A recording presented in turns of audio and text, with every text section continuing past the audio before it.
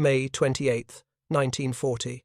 The Reich Air Ministry in Berlin was quiet, except for the soft rustle of papers on the polished wooden desk before Reich Marshal Hermann Göring. He leaned back in his leather chair, the walls of his office lined with dark wood and the faint smell of cigar smoke lingering in the air. Göring's fingers hovered above the report, still warm from the teleprinter, its content detailing the latest American ambitions. He tossed the report onto his desk with a dismissive snort, his face contorting into a sneer as his eyes scanned the words once more. The document was a formal communication from President Franklin D. Roosevelt to the United States Congress. Roosevelt's request was clear: an unprecedented expansion of American tank production, a goal set at 25,000 tanks per year. To Göring, this was nothing short of ludicrous. 25,000 tanks? Göring muttered, his voice laced with scorn. They can't even build a proper tank, let alone produce such numbers. They must be dreaming. His staff, all present in the room, exchanged uncomfortable glances. No one dared to contradict their commander. Göring leaned forward, his eyes glinting with mockery. Let them try. Let them try and turn their car factories into tank factories. They'll quickly learn that tank production requires far more than just an assembly line. Parleys and Kolb. The men in the room, who were accustomed to their leader's bombastic statements, nodded in agreement. But none of them dared mention the growing sense of urgency in the United States, nor the fact that Roosevelt's vision of mass industrialization was already stirring deep within America's industrial heartland. At that moment, Göring was blind to the determination and ingenuity that was about to unfold across the Atlantic. The American war effort was in its infancy, but in Detroit, an immigrant who had risen to the top of the automobile industry was preparing to prove Göring disastrously wrong. Yet in Berlin, it was easy to dismiss the Americans. They had been slow to mobilize, their industry untested in the face of war. The United States had, after all, only produced a few hundred tanks by 1940, and many of those were obsolete, inferior to the German Panzer models that had so successfully swept through France. Göring's thoughts were clouded by his unshakable belief in Germany's superiority, both militarily and industrially. As he sat back, he imagined the German war machine, already rolling across Europe, would never face serious competition. This is just another form of American propaganda, he thought, a desperate attempt to appear strong in the face of inevitable defeat. He set the report aside with a final, mocking flourish, signaling the end of his consideration. Perhaps it's time to remind them that war is not just about numbers, he said. It's about precision, about efficiency. The Americans will learn that soon enough. In his mind, there was no doubt that Germany's control of the war production was firmly entrenched, and that their methods were beyond reproach. But unbeknownst to him, a revolution was quietly beginning in American factories that would soon make his arrogant dismissal a historical blunder of epic proportions. By 1940, the United States faced an unimaginable challenge. The prospect of entering a global war loomed large, and President Franklin D. Roosevelt's call for 25,000 tanks to be produced annually seemed like a far-off dream. At the heart of this challenge stood Bill Knudsen, a Danish immigrant and former General Motors president, who had been appointed by Roosevelt to oversee the United States war production effort. Knudsen, who had once orchestrated the mass production of cars, saw an opportunity to apply the same principles to the military needs of the country. When Roosevelt asked for unprecedented levels of production, Knudsen and his team went to work, transforming the nation's peacetime factories into engines of war. He had only one goal: to turn the vision of mass-producing war machinery into a reality. Ford's Willow Run plant in Michigan became the epicenter of this transformation. Knudsen's team worked tirelessly to adapt the principles of automotive assembly lines to the production of bombers and tanks. The scale of the task was enormous, but Knudsen's experience with mass production gave him confidence. Yet, the transition from car manufacturing to military production was no easy feat. The early days were filled with challenges. Tank production was much more complicated than assembling cars, and many of the workers had little to no experience with military-grade machinery. Production lines that had once turned out consumer vehicles now had to produce complex war machines. Knudsen's solution was to apply the same assembly line techniques that had revolutionized car manufacturing, breaking down each task into manageable steps, streamlining processes, and introducing new tools for mass production. Ford's Willow Run, which initially seemed like a gamble, would go on to produce thousands of B-24 bombers. But it wasn't without its struggles. The first few bombers that came off the line were subpar, requiring repairs, and the production rate was far below expectations. But Knudsen refused to give up. He doubled down on refining the production techniques, improving quality control, and finding new ways to increase speed. Within months, production picked up, and the Willow Run plant began to meet its goals, gradually becoming a symbol of American industrial might. Despite the skepticism that surrounded the scale of the effort, Knudsen's leadership and the adaptation of mass production methods to military needs proved that America could rise to the challenge. By late 1941, the first signs of success were visible. American factories had begun producing war materials at an accelerating rate. Where Göring and the Nazi leadership had written off the possibility of American industrial success, Knudsen's work was proving them wrong, setting the stage for the country's eventual dominance in war production. In Berlin, as the world shifted towards an inevitable conflict, Hermann Göring sat comfortably in his spacious office, oblivious to the true scale of America's growing industrial strength. His dismissive attitude toward the United States war efforts was deeply rooted in both arrogance and ideological conviction.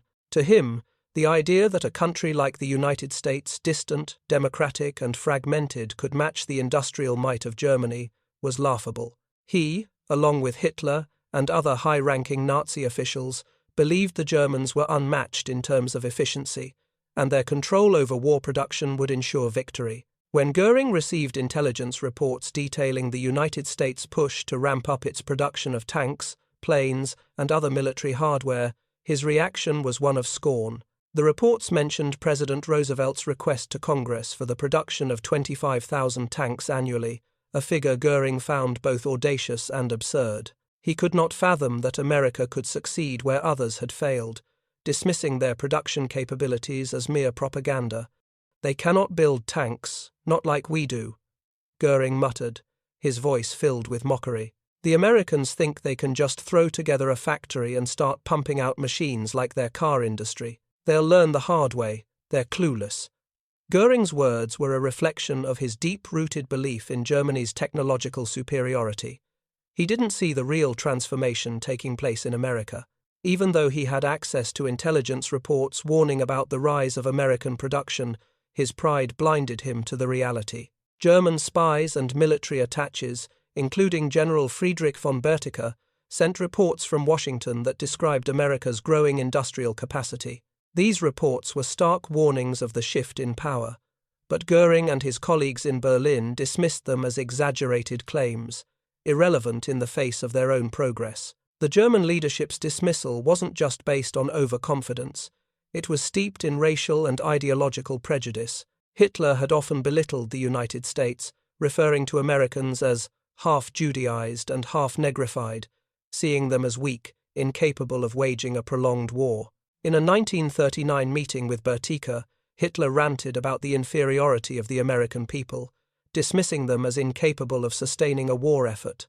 Göring, too, adopted this view, convinced that a nation so divided by race, class, and politics could not match Germany's unified, totalitarian approach. Göring's contempt for American mobilization was, in part, due to the deeply ingrained belief that industrial production could only function under totalitarian rule. He viewed democracy as inefficient and fractured, unable to make the quick, decisive decisions that Germany had shown in its initial victories. America's decentralized system, with its democratic institutions and a fragmented workforce, was, in his mind, incapable of mobilizing the war machine at the scale required. Even when confronted with evidence to the contrary, Göring refused to see the truth. The Americans were producing not only more, but better, faster, and with more innovative designs. His refusal to acknowledge the reality would become one of the greatest miscalculations of the war. As America's factories began to hum, producing tanks, planes, and bombers, the Nazi leadership remained mired in their delusions. They couldn't grasp the possibility that a free society, led by a diverse and democratic workforce, could outproduce them. a society governed by absolute control. The reality of America's industrial potential was about to shake the very foundations of the Nazi war machine, but Göring was not yet ready to admit it. By the summer of 1942, the transformation of American industry was well underway, with factories across the nation retooling to produce weapons at an unprecedented scale.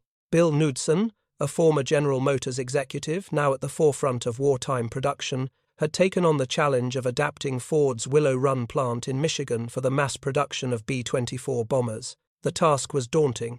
Transitioning from mass-producing cars to creating complex military machines was no small feat. The scale was massive, but Knudsen's experience with assembly lines gave him the insight he needed to tackle this challenge. At first, the process was far from perfect. Willow Run's early attempts at bomber production faced significant hurdles. The first B-24s that came off the line were riddled with quality issues, requiring substantial repairs. Production was slow, and it seemed that Ford's ambitious goal of building one bomber per hour might be an impossible dream. The workers, unfamiliar with the intricacies of military aircraft, struggled to meet the demands. Quality control failures were common, and there was widespread skepticism about the plant's ability to meet the wartime needs. But Knudsen and his team refused to accept failure. They adapted. Engineers restructured the production process, breaking down the B-24's 488 parts into manageable subassemblies that could be built separately and then quickly assembled. Specialized tools, such as hydraulic riveters, were developed, and moving assembly lines were refined. What began as a disorganized process gradually turned into a streamlined operation. Slowly, the factory's output increased, and production rates improved.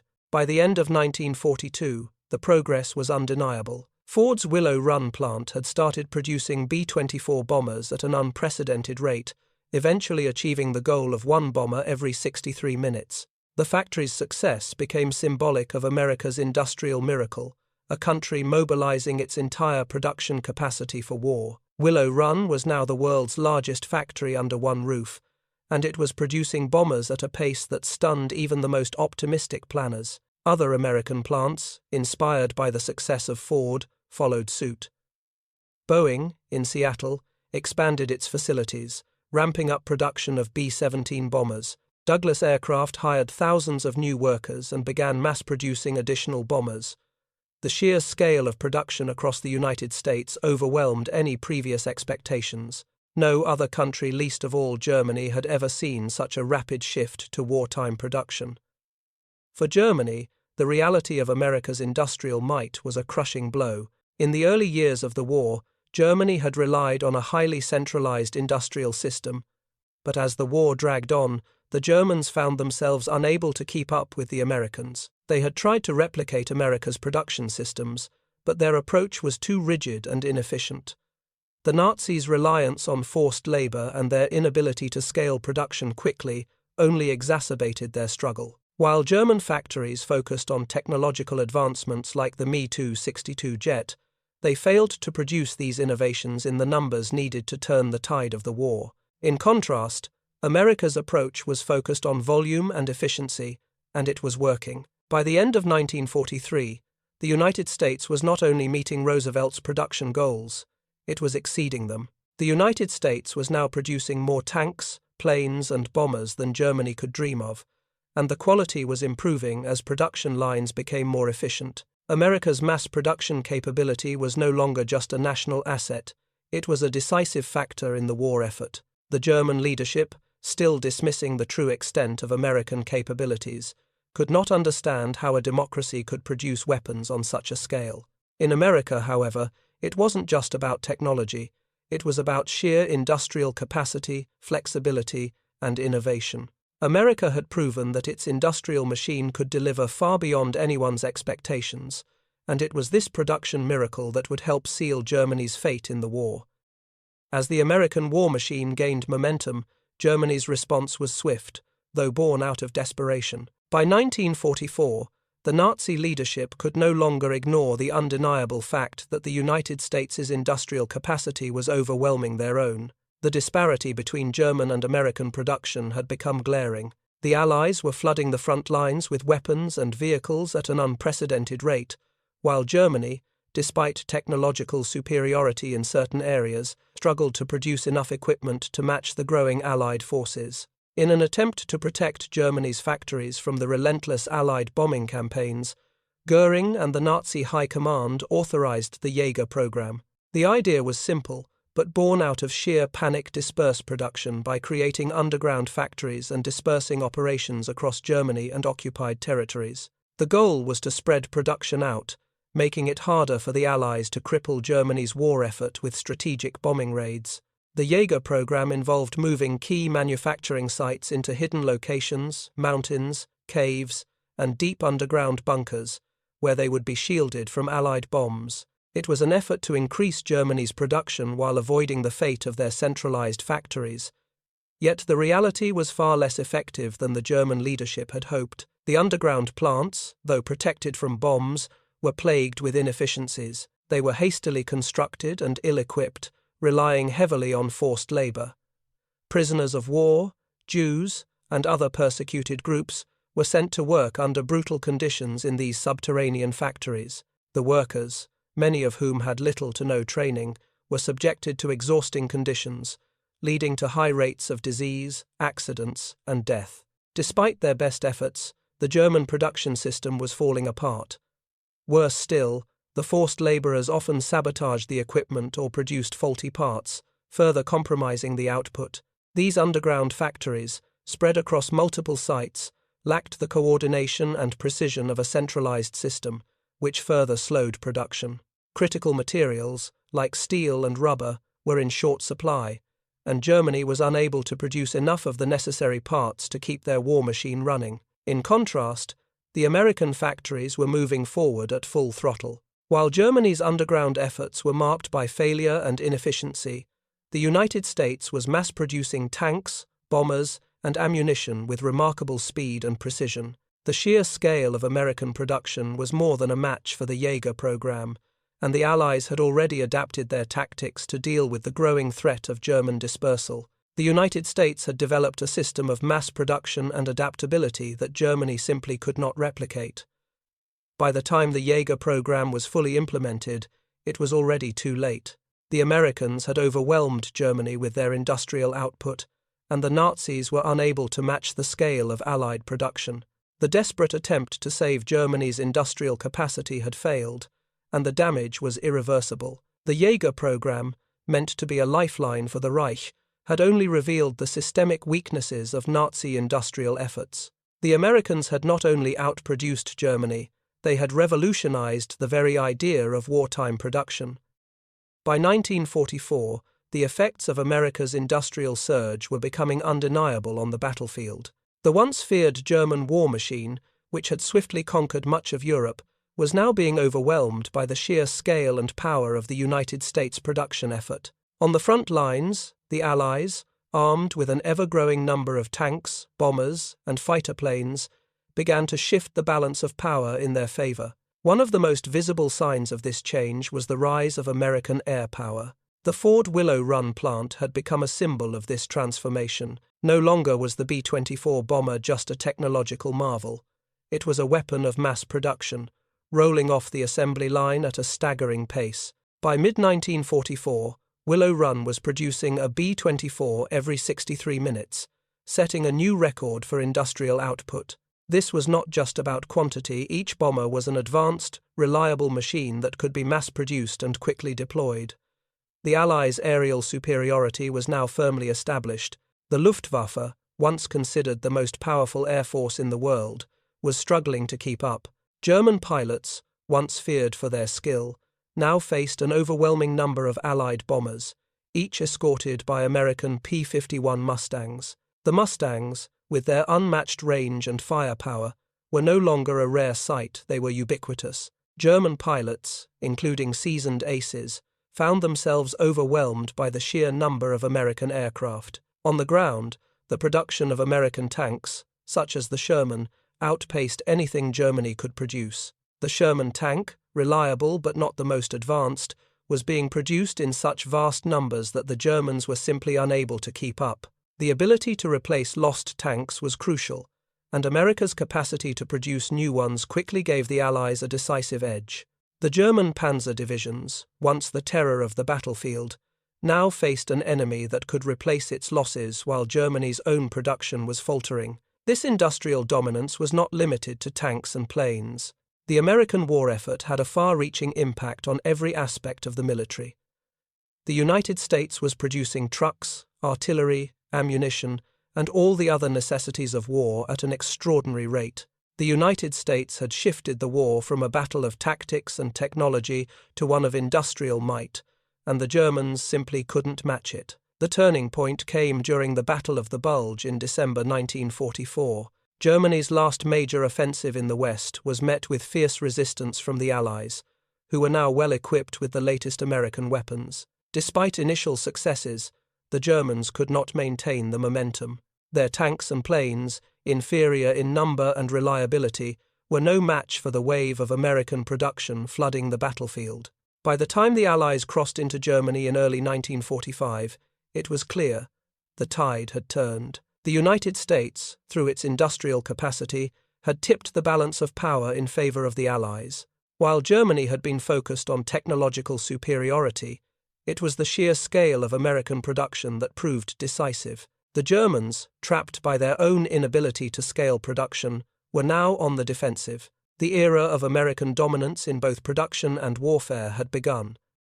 By 1945, Hermann Göring found himself a prisoner of war, stripped of the power and authority that once made him one of the most feared men in Nazi Germany. The grandiose visions of victory he had held for so long now seemed a distant memory. In the isolation of his prison cell, surrounded by Allied officers, Göring was forced to face the truth. His dismissal of the American war effort had been one of the greatest miscalculations in history. Göring had once scoffed at the idea that America could rival Germany's industrial might. He had mocked Roosevelt's ambitious goals, believing that the Americans, despite their vast resources, could never mobilize effectively for war. But as the war had progressed, it had become painfully clear that America's industrial capabilities far exceeded anything Germany could muster. Seated across from Major Kenneth Heckler, the American officer tasked with interrogating him, Göring appeared deflated. The bombastic arrogance that had once defined him was gone, replaced by a quiet, almost resigned tone.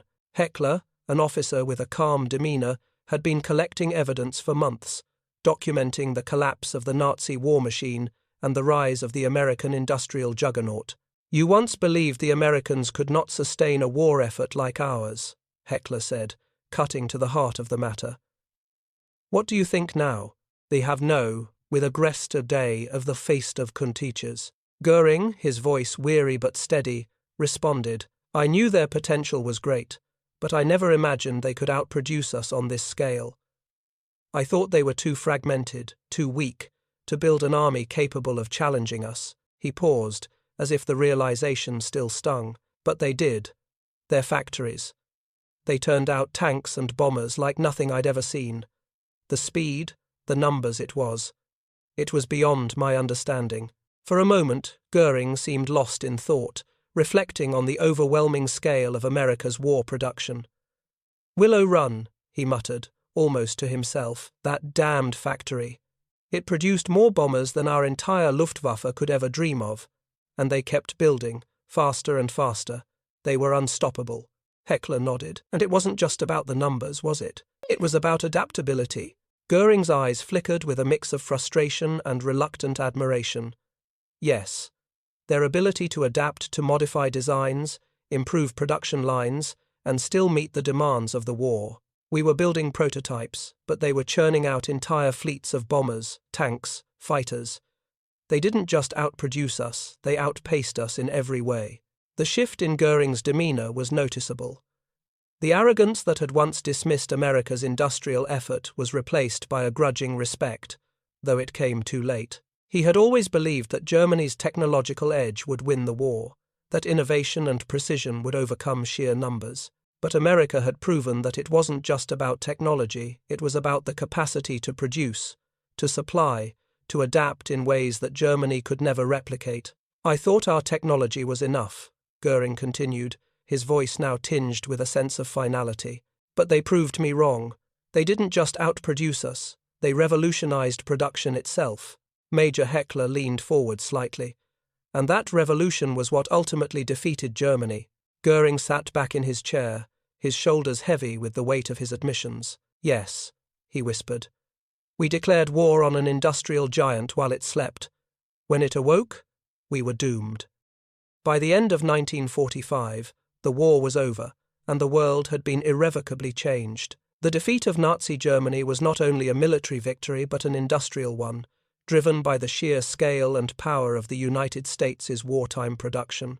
As the Allies celebrated victory, the United States emerged not just as a military superpower, but as the world's industrial giant. America's ability to mass-produce tanks, planes, and other war materials at an unmatched scale had tipped the balance of power. The US had turned its economy into the most efficient and formidable war machine the world had ever seen. The numbers spoke for themselves. By the end of the war, the United States had produced over 295,000 aircraft, 100,000 tanks, and millions of tons of ammunition and supplies. These factories, once designed for consumer goods, had been transformed into engines of war, producing far more than Germany and its allies could even dream of. The transformation of the American workforce was equally remarkable. The war effort had brought millions of women, African Americans, and other marginalized groups into factories, where they played a crucial role in turning the tide. Women, who had traditionally been excluded from the workforce, became central to the production effort. The iconic Rosie the Riveter symbolized this shift, as women like Rose Will Monroe worked tirelessly at Ford's Willow Run plant, helping produce bombers at an incredible rate. By 1943, women made up nearly 65% of the workforce in aircraft manufacturing. This was more than just a shift in labor. It was a societal transformation. The workforce became more inclusive, and for the first time, many minority groups were given the opportunity to contribute to the war effort in ways that had been unimaginable just a few years earlier. The war had forced America to confront its inequalities and, in doing so, reshaped its social and economic fabric. The impact of this wartime production effort extended far beyond the battlefield. The innovations and methods developed during the war laid the foundation for the post-war economic boom. Factories that had once produced bombers now produced consumer goods. Aluminum plants that built aircraft were now producing materials for suburban housing. The same principles of mass production that won the war became the driving force behind America's rise as a global economic superpower. Göring, who had dismissed the potential of American industry, would later admit, in his final moments of reflection, that he had been wrong. America's ability to outproduce Germany and the Allies' superior industrial capacity had been the decisive factor in the war's outcome. The war had not been won by superior technology or strategy, but by sheer industrial might. This industrial victory had profound implications for the future. It demonstrated that a democratic, free-market society, when properly mobilized, could outproduce even the most technologically advanced totalitarian regime. The production miracle wasn't just about tanks and planes. It was about the power of a united workforce, the flexibility of an open economy, and the speed at which America could innovate and scale. The legacy of this wartime production effort was felt long after the war ended. It became the cornerstone of America's economic dominance in the 20th century, shaping the world order for decades to come. The defeat of Germany, in large part, was not just a triumph of military strategy, but of the American Industrial Revolution, a revolution that would continue to define the nation for generations.